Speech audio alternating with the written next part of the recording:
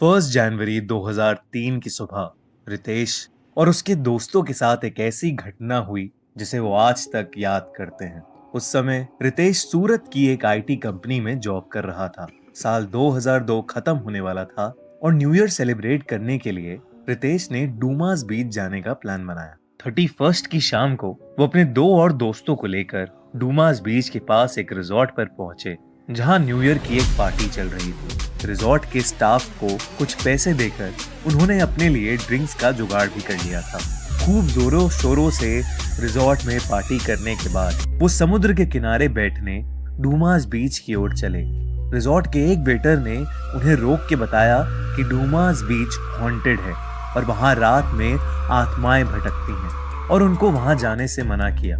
पर उन तीनों ने उस वेटर की बात नहीं सुनी और डूमास बीच चले गए।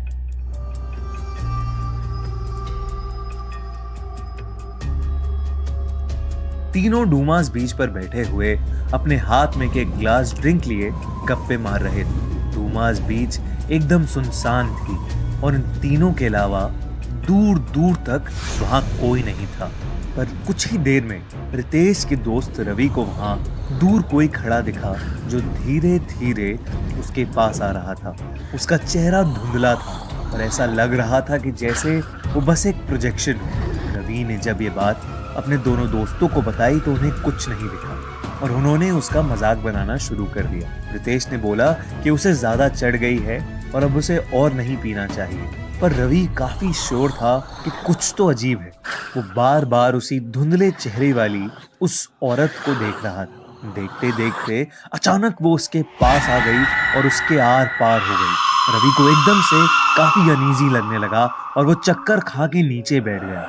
रितेश ने उसे पानी पिलाया, पर रवि की हालत और खराब होती जा रही थी। उसका शरीर गर्म पड़ने लगा और वो ठंड से कपकपाने लगा। उन्होंने वापस रिजॉर्ट जाने का सोचा, पर रवि चलने की हालत में नहीं था।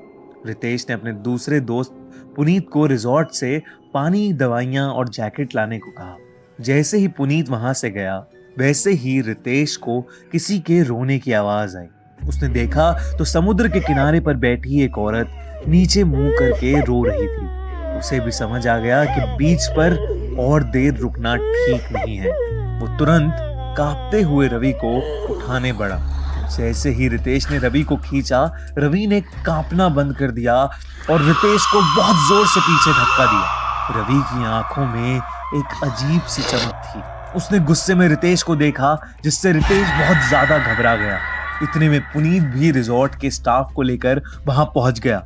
रवि उन सब को देखकर बहुत जोर से गुस्से में चिल्लाया और ये देखकर रिजॉर्ट वालों ने आग जलाकर उसे डराया और बहुत कोशिशों के बाद उसे बांध दिया। वो कुछ देर और चिल्लाया, पर फिर बेहोश होकर नीचे गिर गया। रवि को सुबह सुबह पास के हॉस्पिटल ले जाया गया तो उसे मालूम हुआ कि उसे 107 डिग्री बुखार था। 2 दिन हॉस्पिटल में रह के वो ठीक तो हो गया, लेकिन उसे अपने साथ हुई घटना के बारे में कुछ याद नहीं। पर रितेश और पुनीत इस हादसे को कभी नहीं भूल पाए।